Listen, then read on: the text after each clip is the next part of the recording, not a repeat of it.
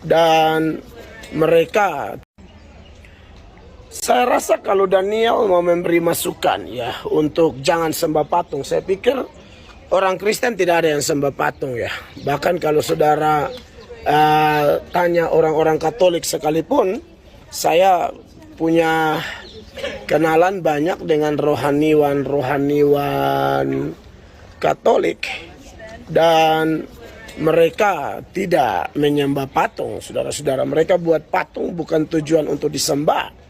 Karena kalau sekalipun patung mereka dirusak, ya, bahkan bukan hanya gereja Katolik ya, kami Protestan pun kalau mau buat patung ya di gereja bukan untuk disembah, seperti hanya sebagai aksesoris gerejawi atau di gereja, saya pikir tidak ada masalah ya, saudara-saudara, bahwa kami melakukan itu bukan untuk menyembah. Nah, banyak kali orang menuduh orang Katolik menyembah patung, tetapi kalau mau lebih paham apakah orang Katolik itu menyembah patung atau tidak, Anda harus mendengar penjelasan dari pemimpin-pemimpin Katolik, rohaniwan Katolik, ya, apakah tujuan pembuatan patung itu untuk disembah. Saya sudah dengar banyak rohaniwan Katolik menjelaskan itu, bahwa mereka tidak bermaksud membuat patung untuk disembah, ya. Karena kalau mau ngomong patung misalnya ya, ini ya patung Ibu Maria atau yang di atas sana patung Tuhan Yesus yang besar, paling tinggi itu sebagai kepala gereja gitu ya.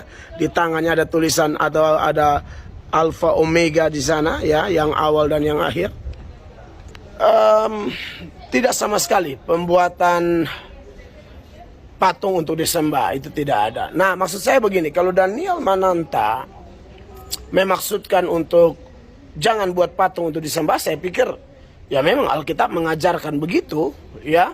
Sebab di 10 hukum Allah saja ada jelas ya, jangan membuat patung berupa apapun untuk disembah.